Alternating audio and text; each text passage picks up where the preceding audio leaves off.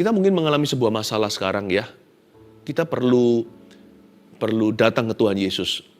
Selain membawa problema itu, kita minta hati kita diterangi untuk mengerti origin atau akar daripada permasalahan kita itu apakah dosa, atau karena memang kita hidup di dalam dunia nggak sempurna, atau sesuatu yang sifatnya praktis, teknis, ataukah karena ada kuasa kegelapan di dalamnya. Misalnya kutuk-kutuk keturunan.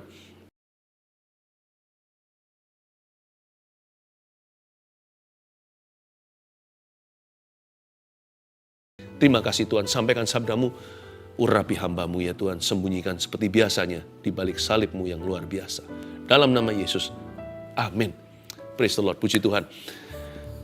Jemaat Gereja Mawar Syaron yang saya gembalakan sedang berpuasa.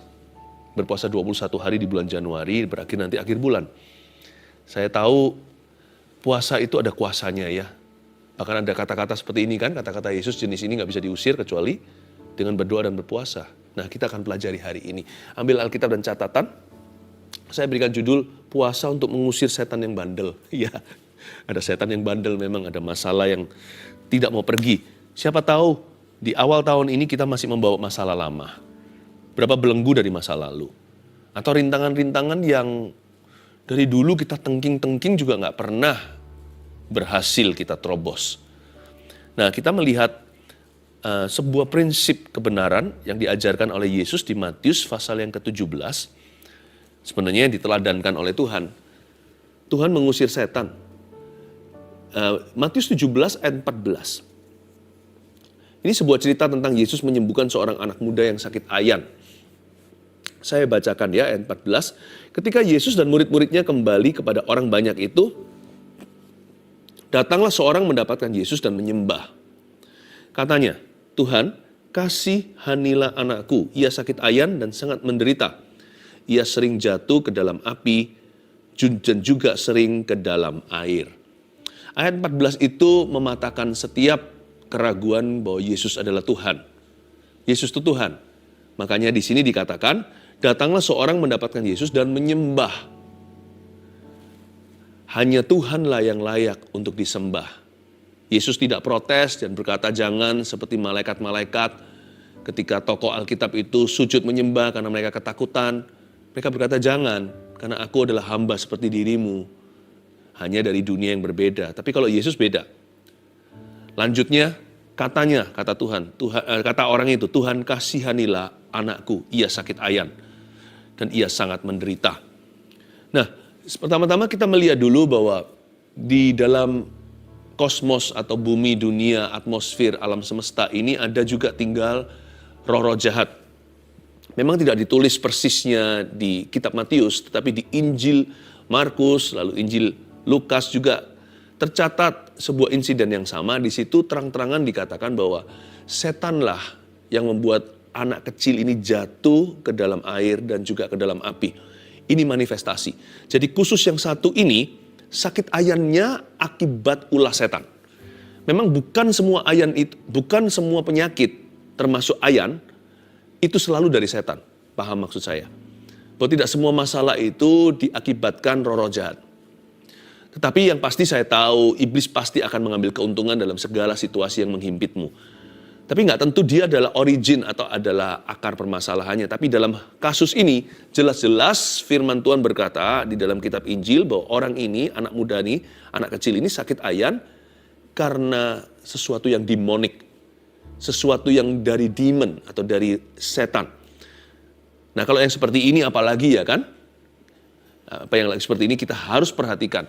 Sebab peperangan kita bukan melawan darah dan daging. Tahukah setiap hari itu ada peperangan rohani. Di alam yang tidak kelihatan, kita itu diserbu setiap hari, dibombardir. Makanya doa Bapa kami ajarkan untuk kita mendoakan orang-orang yang kita cintai, termasuk mendoakan diri sendiri. Tuhan, Bapa bebaskan aku dari segala yang jahat. Karena memang ada yang namanya kuasa kegelapan di mana-mana. Dan kali ini, roh jahat itu sudah merongrong satu keluarga. Pasti menderita itu seluruh family-nya. Anak ini begini, yang lihat aja jadi ngenes hati. Jadi sakit hatinya melihat bagaimana anak yang sakit ayan ini dilempar-lempar ke dalam air, lempar ke dalam api. Setan hendak membunuhnya. Kita mungkin mengalami sebuah masalah sekarang ya. kita perlu datang ke Tuhan Yesus.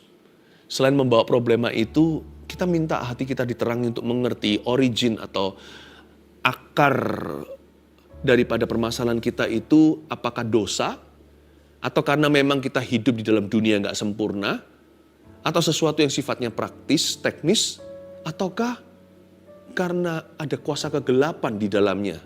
Misalnya kutuk-kutuk keturunan. Ada problema persoalan itu yang demonic in nature. Atau memang betul-betul ada spirit di dalamnya. Tapi jangan dikit-dikit spirit ya. Saya ajarkan dulu dari ayat ini bahwa ada sakit ayan yang karena penyakit biasa, itu pun Tuhan sembuhkan. Ada sakit ayan yang karena setan, Tuhan usir setannya dulu untuk menyembuhkan dia. Ayat 16, aku sudah membawanya kepada murid-muridmu, tetapi mereka tidak dapat menyembuhkannya. Nah, di ayat ini kita lihat bahwa murid-murid Yesus gak bisa menyembuhkan orang yang sakit ayan, sekalipun bapaknya, keluarganya mohon-mohon sama mereka. Kita tahu manusia itu punya batas. Tapi menurut saya, kali ini bagi murid-murid Yesus, this was a good failure. Ini adalah kegagalan yang perlu. Loh kok bisa? Karena gara-gara mereka tidak bisa mengusir setan. Sekalipun belum lama yang lalu, kalau Anda baca cerita-cerita sebelumnya, mereka sudah diutus Yesus dan mengusir setan. Mereka berdua, mereka mengoleskan minyak atas orang sakit dan orang itu disembuhkan. Mereka sudah mengusir setan. Tapi kenapa kali ini nggak bisa ya? Mungkin mereka kurang persiapan ya. Mereka harus mengerti sesuatu. Kegagalan kali ini mengajarkan kepada mereka sebuah kebenaran yang luar biasa. Salah satunya adalah bahwa ada ranking yang berbeda dalam dunia kuasa kegelapan. Kita tidak perlu mengeluhkan atau mengagungkan kekuatan musuh. Memang kekuatan setan sudah lumpuh. Ya, lumpuh terhadap Yesus. Nah, kalau kita ini sama Tuhan Yesus juga ragu dan bimbang, bagaimana kita bisa mengalahkan? Karena mereka itu bukan kalah sama Anda, kalah sama saya. Mereka itu kalah sama Tuhan Yesus. Yang bisa mengalahkan mereka hanyalah orang-orang yang percaya kepada Tuhan Yesus. Orang yang gak ragu, orang yang gak bimbang, orang yang berserah, orang yang mendekat. Jadi jangan kira bahwa setan itu takut sama kita. Kalau iblis takut sama Anda dan saya, itu karena kita dekat sama Tuhan. Dan karena kita hidupnya diisi dengan firman, hati pikiran kita itu loh penuh firman Tuhan. This was a good failure. Kita nggak boleh berkanjang pada kemenangan di masa lalu. Mentang-mentang kita udah pernah menang. Lalu sekarang kita mulai erosi rohani, mulai asal-asalan, mulai jarang berdoa, mulai malas-malasan saat teduh, udah ogah-ogahan buat buka firman, puasa apalagi, wah terlalu jauh. Nah mungkin murid-murid waktu itu agak lengah secara rohani. This was a good failure, ini adalah kegagalan yang sangat-sangat penting dalam kehidupan mereka. Mengajari mereka bahwa ada ranking roh jahat, dan bahwa mereka harus mempersiapkan diri selalu, berjaga-jaga dan waspada. Nggak bisa gini loh, mau pelayanan baru doa, ya mau khotbah baru baca firman, atau paling tidak mau kesaksian. Nggak bisa begitu. Kita itu harus senantiasa menjaga vitalitas rohani kita. Tapi setan nggak hanya bekerja lewat penyakit loh. Kalau Anda lihat ya, memang anak ini sakit ayan. Tapi apa yang terjadi dengan dia adalah lebih daripada penyakitnya. Si iblis hendak melemparkan dia ke dalam api dan juga ke dalam air. Yang ini nggak ada hubungan sama penyakit. Berarti setan juga bisa bekerja melalui problema kita. Setan juga bekerja di dalam masalah. Bukan melulu bicara tentang sakit penyakit lah, atau disantet, diguna-guna. Nggak selalu begitu. Kadang-kadang lewat kekerasan dalam rumah tangga. Konflik-konflik yang tidak diselesaikan. Apalagi kalau sudah timbul akar kepahitan. Bisa juga loh. Terjadi kecurian, perampokan, korupsi. Ya, perusahaan kita hancur karena dikorupsi habis-habisan. Atau sang koruptornya itu yang dihinggapi setan. Dia juga menghancurkan hidupnya dengan dosa. Dengan cara demikian.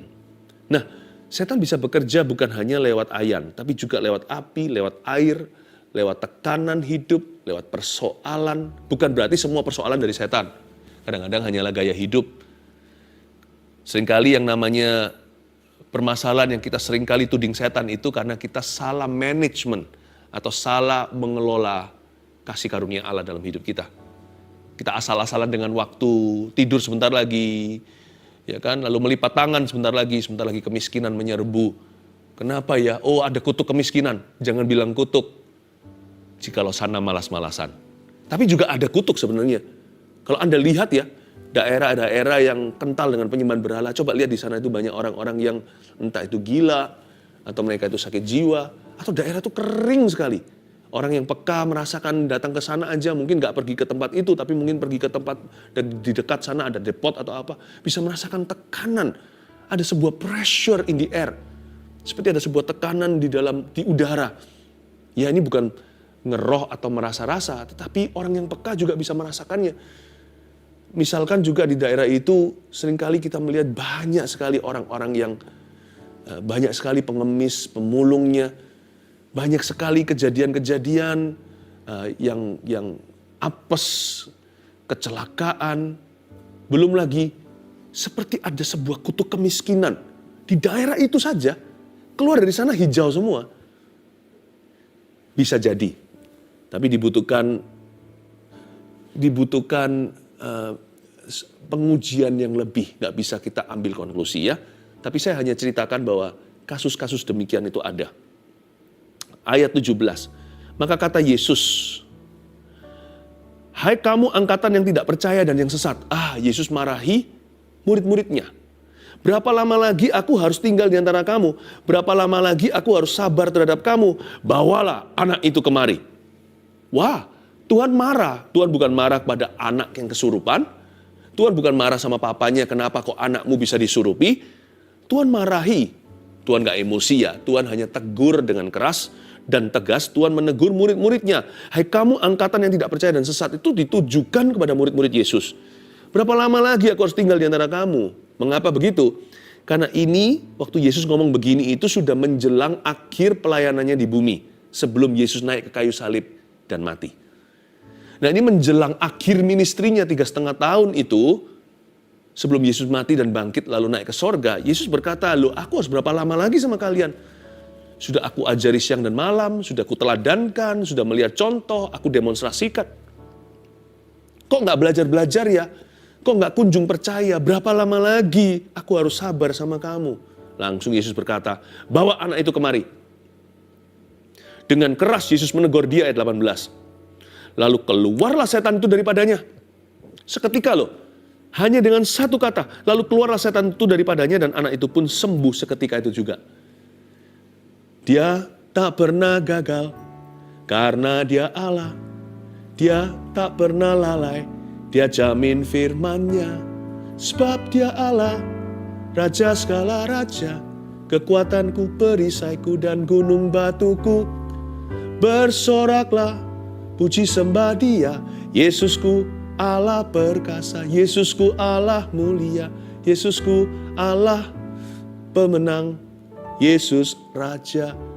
Manusia bisa gagal, murid-murid Yesus bisa ada batasnya, termasuk saya. Termasuk kami. Tapi Jesus, He never fails. Yesus gak pernah gagal. Sepatah kata aja, setan itu keluar. Ini harapan buat Anda dan saya. Kalau sudah doakan gak mempan. Ya kan? Masih ada Tuhan.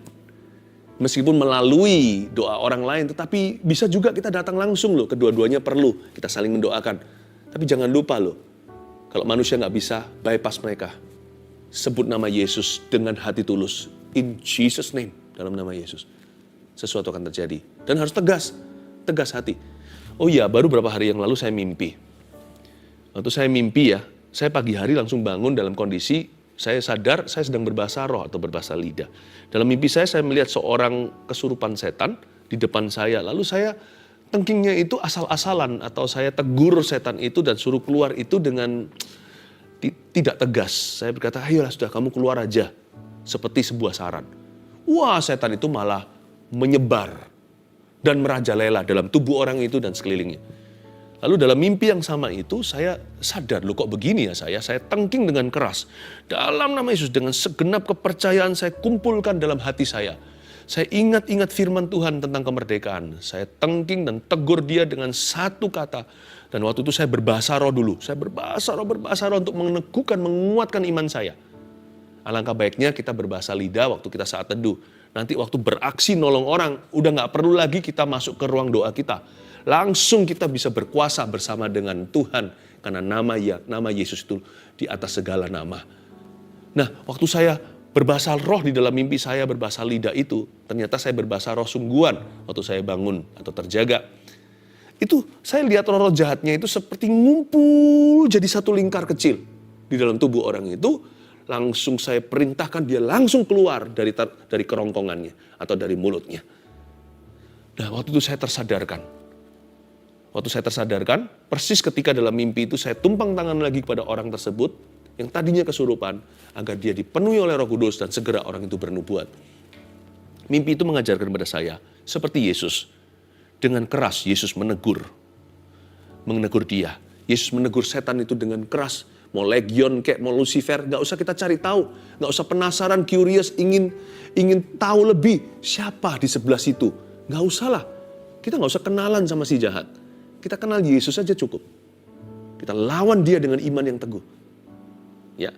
Ayat 19, kemudian murid-murid Yesus datang dan ketika mereka sendirian dengan dia bertanyalah mereka. Mengapa kami gak dapat mengusir setan itu? Kok gak bisa ya Tuhan? Ia berkata kepada mereka, karena kamu kurang percaya. Itu di garis bawah. Tolong garis bawahi. Sebab aku berkata kepadamu, sesungguhnya sekiranya kamu mempunyai iman sebesar biji sesawi saja, kamu dapat berkata kepada gunung ini, pindah dari tempat ini ke sana, maka gunung ini akan pindah dan takkan ada yang mustahil bagimu. Sekali lagi ia berkata kepada mereka sebagai jawaban atas pertanyaan mereka, mengapa mereka gak bisa mengusir setan itu. Yesus berkata, karena kamu kurang percaya. Seringkali ya sebaliknya, kebalikannya nih, kita kerap kali menuding setan untuk kondisi kita. Loh, setan juga pasti mengambil keuntungan. Saya tahu dia itu seperti singa-singa yang mengaum, hendak menerkam siapa yang lemah atau di titik lemah Anda. Makanya setan paling suka menggocoh Anda dan saya dalam kelemahan kita. Makanya kalau kita tahu kelemahan kita di situ, bangun iman kita yang benar di sana. Oleskan firman Tuhan, minta penjagaan saudara seiman supaya kita hidup dalam terang kasih Tuhan. Tapi sebaliknya juga supaya kita balance ya, supaya kita itu seimbang. Jangan selalu kita salahkan setan, padahal kita perlu introspeksi. Yesus berkata di sini, memang ini adalah kasus yang demonik atau kasus roh-roh jahat. Tapi yang membuat mereka nggak menang itu bukan roh-roh jahatnya terlalu kuat, tapi merekanya yang terlalu lemah. Nah, coba pahami nih. Virus ada di dunia ini.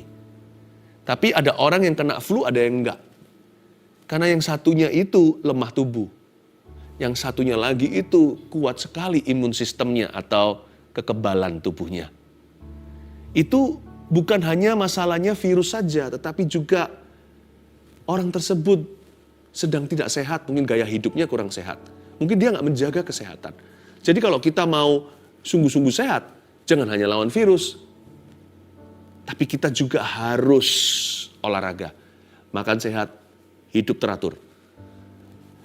Dari sini Yesus sedang memberikan masukan kepada murid-muridnya. Setan ada, tapi kalian lemah.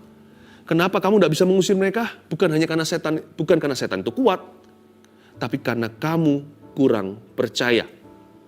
Tahu nggak? Ketidakpercayaan kita bisa menjadi alasan sesungguhnya kenapa kita kurang efektif di dalam hidup ini. Entah dalam pekerjaan, dalam pelayanan, kenapa kita kurang efektif? Dan kenapa kita kurang berbuah? Di dalam apa yang kita kerjakan sehari-hari, mana buahnya Tuhan? Kok nggak efektif ya? Apapun yang kukerjakan kok seolah-olah nggak berhasil. Ya, dan juga tidak berbuah. Apa yang kuusahakan itu tidak membuahkan hasil. Jangan berkata, wah mungkin ada hantunya ini. Mungkin apes tempat ini. Mungkin arah anginnya salah. Mungkin pintunya nggak boleh di situ. Enggak. Karena kita kurang percaya. Kita kurang percaya, kita jadi nggak efektif. Kita kurang percaya jadi kurang berbuah. Karena itu kita perlu mendekat pada Tuhan. Sebelum kita melawan setan. Sebab barang siapa bisa mendekati Tuhan dengan doa, dia bisa menghampiri, melawan setan dengan kuasa. Nah, kita lawan diam-diam lawan setan dengan kuasa-kuasaan. Seperti anak-anak Skewa, diketawain sama setan. Dengan gentar dia berkata, Yesus aku tahu, karena anak-anak Skewa sebut-sebut Tuhan. Lalu mereka puk juga, termasuk dia tag si Paulus di dalam perintahnya, dalam nama Yesus yang Paulus beritakan. 7 orang muda sok jagoan lawan 1 orang yang kesurupan. Tapi setannya itu gentar, takut dengar nama Yesus. Bahkan setan itu pun worry dengar nama Paulus. Karena dia tahu Paulus itu hidup taat. Paulus itu hidup suci, hidup kudus di hadapan Tuhan. Bukan berarti dia sempurna, tapi dia takut akan Allah. Paulus itu percaya, penuh firman, penuh urapan. Dia ketakutan. Lalu dia berkata, tapi lu orang siapa? Dihajar, coba baca di Kisah Para Rasul. Bukan hanya gak keluar, mungkin transfer ke orang-orang itu. Payah mereka coba-coba. Jangan main-main ya soal begini-beginian. Karena kamu kurang percaya. Lalu Yesus melanjutkan dengan berkata, sesungguhnya sekiranya kamu punya iman sebesar biji sesawi saja, kamu dapat berkata kepada gunung ini, pindah ke sana. Gunung itu akan nurut. Jadi gini ya, untuk kita mengalahkan ketidakpercayaan ya harus pakai iman. Nah, iman itu bukan seberapa besar. Oh, Pastor Philip, saya nggak punya iman segede imannya pastor. Siapa bilang iman itu size? Iman itu nggak ada di lemarinya sorga S, M, L, small, medium, large, itu nggak ada. Iman itu jenisnya, bukan size-nya, ukurannya. Jenis iman Anda apa? Kita harus punya satu jenis iman biji sesawi, yaitu beriman pada nama Tuhan dan beriman pada firman Tuhan. Iman itu tidak menghadap dirinya sendiri. Iman itu tidak fokus pada dirinya. Iman itu fokus pada objektivitasnya, objectiveness. Jadi iman itu fokus pada subjeknya iman itu, yaitu Kristus. Jadi kalau kita lihatin iman kita terus, nanti kita bersaing ukurannya. Imanku lebih gede, imanku lebih besar, imanmu lebih kecil. Tapi kalau iman kita ke Yesus, kita lupa iman kita itu size-nya apa. Tapi iman kita akan ever increasing, akan terus bertumbuh kalau mata kita tertuju pada Kristus. Kalau iman kita pada firman, kebenaran itu yang mendongkrak kita. Kita nggak tahu iman kita cukup, nggak, pasti dicukupkan. Iman sebesar biji sesawi aja bisa memenuhi gunung dan memindahkan. Jadi nggak usah kita lawan yang namanya unbelief, ketidakpercayaan kita itu atau keraguan, kebimbangan itu dengan gede-gedein iman, dipompa-pompa. Nggak perlu. Biarkan imanmu terus bertumbuh aja. Nanti akan tepat guna dan tepat waktu. Lalu ayat 21 masuklah yang namanya puasa. Jenis ini, Yesus berkata, tidak dapat diusir kecuali dengan berdoa dan berpuasa. Mengapa? Nanti saya kasih 3 poin sederhana, puasa itu gimana caranya ya? Atau puasa itu untuk apa? Puasa yang benar seperti apa? Yang pasti gini dulu, teknisnya dulu ya. Ada orang puasa nggak makan. Saya waktu awal-awal terima Tuhan itu, saya digerakkan Roh Kudus untuk puasa dan saya dikonfirmasi oleh beberapa hamba-hamba Tuhan. Akhirnya saya puasa berhari-hari padahal saya masih umur 18 tahun, suka-sukanya makan. Saya berhari-hari puasa tanpa makan. Saya nggak usah cerita ya, karena nggak enak juga puasa kan antara saya dengan Tuhan. Tapi pokoknya saya berhari-hari nggak makan. Kuat. Bisa nggak lapar dengan kekuatan supranatural dari Roh Kudus bisa.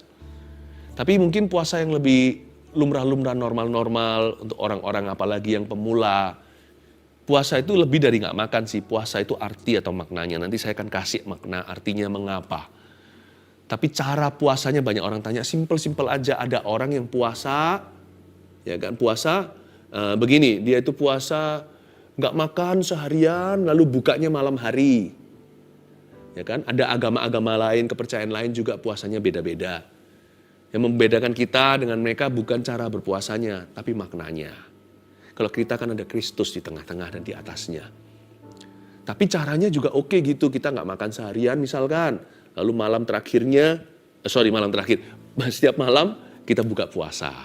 Mungkin itu bisa berlanjut 7 hari, atau 21 hari, atau bahkan 40. Nah, ada lagi puasa yang begini, dia makan seharian.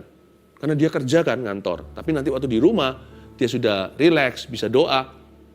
Malam hari dia nggak makan. Ini juga sama berat loh, bahkan bagi beberapa orang lebih berat. Dia skip makan malam. Orang biasanya Nggak makan pagi itu bisa. Banyak teman-teman saya nggak breakfast. Tapi kalau nggak makan malam, wah lapar, mana bisa tidur. Banyak orang berkata, mana saya bisa tidur. Tutup mata itu kerucuk-kerucuk di sini itu menyanyi. Ya terserah cara Anda gimana. Ada juga anak-anak muda yang masih bertumbuh dewasa. Saya ditanya sama anak kecil di gereja kita. Pastor, uncle pastor, saya boleh puasa enggak? Masih umur 8, masih umur 9, umur 10. Saya bilang jangan puasa makanan, kalian perlu gizi, kalian sekolah, ini perlu nutrisi ya kan? Mereka belum terlatih. Mungkin puasa gadget, HP, game, atau puasa snack, nggak makan yang manis-manis, puasa dessert atau makanan penghidang, makanan penutup. Seperti itulah, nggak tahu ada cara-cara, berbagai macam cara untuk bisa puasa TV, nggak nonton sama sekali, dan sebagainya. Itu caranya. Tapi maknanya ini ya, catat ya. Jenis ini nggak dapat diusir kan, kecuali dengan berdoa dan berpuasa. You know what prayer and fasting demonstrate? Doa dan puasa itu mendemonstrasikan apa? Satu, tulis puasa itu kenapa? Puasa untuk menyamakan diri dengan mereka yang menderita. Waktu kita puasa itu kita membuat diri kita sendiri menderita secara sukarela. Karena nggak ada orang itu puasa happy ya, nggak ada. Orang puasa itu nggak enak. cari ketidaknyamanan. Tapi tujuannya bukan menyiksa diri, menyangkali diri menyangkali kedagingan. Tetapi tujuan utama puasa juga adalah untuk menimbulkan compassion atau perasaan belas kasihan. Pernahkah kalau Anda mau berdoa makan misalkan, ada orang yang berdoa makannya itu panjang sekali, mungkin dia belum terlalu lapar. Tuhan berkati makanan minuman kami, berkati hamba-hamba Tuhan di desa, berkati orang-orang yang tidak punya makanan, mereka yang kelaparan, lalu bisa ke ujung bumi misionaris. Tapi buktinya ujungnya tetap makan dia. Tapi puasa nggak begitu. Puasa itu bukan kita mendoakan kita menaruh diri kita pada posisi mereka. Lama-lama kita berbelas kasihan. Orang puasa itu beda. Waktu dia keluar, mungkin nggak ada bedanya di hidupnya, tetapi cara pandang dia sama orang yang menderita, yang sakit, yang kesepian, yang tertolak. Dia lebih mudah berbelas kasihan ketika dia, tanda kutip, kelaparan. Iya ya, kasihan mereka ya. Hatinya mudah iba. Dan Tuhan mudah menuntun roh orang seperti ini untuk melayani. Makanya puasa itu penuh kuasa. Murid-murid Yesus kan, waktu dibawa orang sakit ayan itu, dia kepinginnya gagah perkasa. Wah, jaya. Pakai mekanisme tertentu untuk menunjukkan superioritasnya. Superioritas nama Yesus. Tapi kalau orang puasa, itu iya. Tapi keluar dari belas kasih. Kasihan kamu. Aku harus tolong kamu in Jesus name. Dalam nama Yesus. Keluar. Itu orang puasa. Terhadap diri sendiri juga. Jadi kita lebih rendah hati. Yang kedua. Puasa untuk menghargai bahwa alam roh itu nyata. Anda dan saya harus tahu dulu bahwa dunia roh itu ada.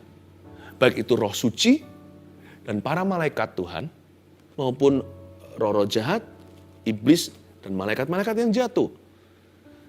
Alam roh itu ada.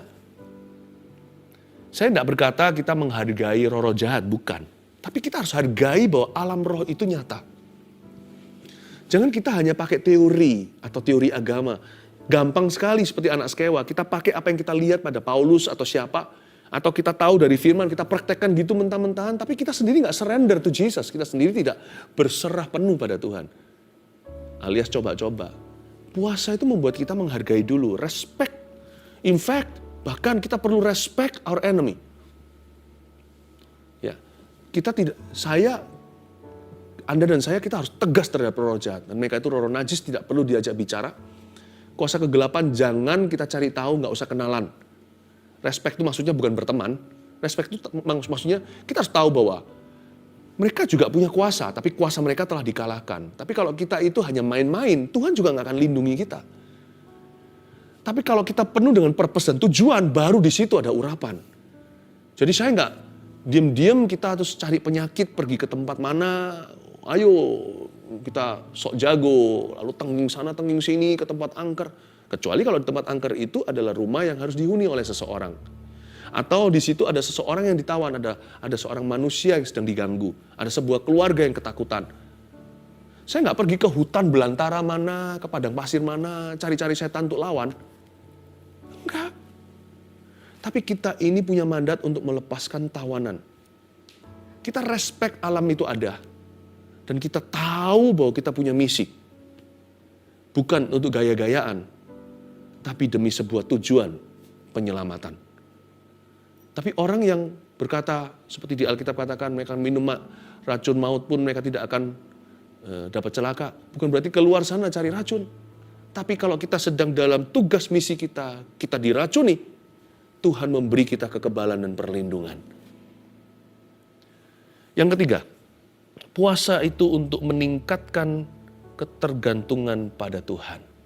Oh, kalau orang mau puasa ya, dia sudah nggak look forward to anything. Dia sudah tidak lagi punya harapan nanti mau nonton TV, mau nonton apa. Hatinya sudah bukan lagi pada hiburan dunia. Orang puasa itu lebih settle, lebih tenang. Ya, hari ini nggak makan. Pikirannya bukan makan 3 kali. Kalau pagi baru kerja dikit, mikirannya udah sebentar lagi mau ngafe. Bentar lagi nanti akan makan siang. Makan siang selesai. Kita kan pinter sekali untuk yang beginian. Pas lagi makan udah bisa bicara tentang restoran. Makan siang udah bisa bicara tentang makan malam. Ada ide apa?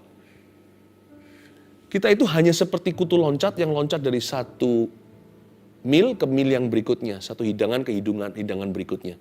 Dari pagi makan pagi ke makan siang makan malam udah besok. Udah mikirin besok mau makan apa aja. Tapi kalau orang puasa, pikirannya pada Tuhan. Dan kalau dia lapar, dia nggak bisa makan. Ya, untuk mengisi kelaparannya, ya dia makan firman. Bukan makanan jasmani, tapi dia baca ini untuk bisa mengalihkan pikirannya dari kelaparan. Tapi justru dia dapat nutrisi sesungguhnya. Dia berdoa sama Tuhan, bergantung sama Tuhan. Kalau enggak kan, no fun. It's not fun untuk puasa. Tapi waktu dia dekat sama Tuhan, wow, dia disegarkan. Ya, itu puasa. Dia meningkatkan ketergantungan pada Tuhan. Nah, pada waktu kita sudah waktunya in action, waktu kita beraksi di hadapan sebuah kondisi, setan yang membandel atau masalah yang tidak kunjung pergi, gampang sekali, mudah sekali untuk percaya kepada Tuhan. Firman itu gak perlu usaha gimana untuk kita percayai. Percaya sendiri. Karena kita udah biasa tergantung dengan Tuhan. Kalau kaki kita dikasih besi berapa kilo, jalan aja susah. Kalau kita udah biasa, itu diangkat, kita bisa lari. Bahkan mungkin di lapangan basket kita bisa slam dunk karena kita lompatnya tinggi. Karena biasanya berat, sekarang ringan. Biasa bergantung sama Tuhan tanpa makanan. Ketika kita menghadapi masalah atau persoalan, kita gampang percaya sama Tuhan. Makanya jenis ini gak bisa diusir kecuali bukan hanya berdoa saja, berpuasa pula. Ya, 1, 2, 3, puasa untuk apa? Untuk menyamakan diri dengan mereka yang menderita. 2, puasa untuk menghargai bahwa alam roh itu nyata. 3, puasa untuk meningkatkan ketergantungan pada Tuhan. Inilah puasa untuk mengusir setan yang bandel dalam kehidupan kita. Kita semua mengangkat tangan, terimalah berkat dari Allah Bapa, kasih karunia dari Yesus yang penuh dengan kuasa darahnya membasuh, urapan yang dahsyat dari Allah Roh Kudus menyertaimu dari sekarang sampai selama-lamanya. Haleluya. Amin.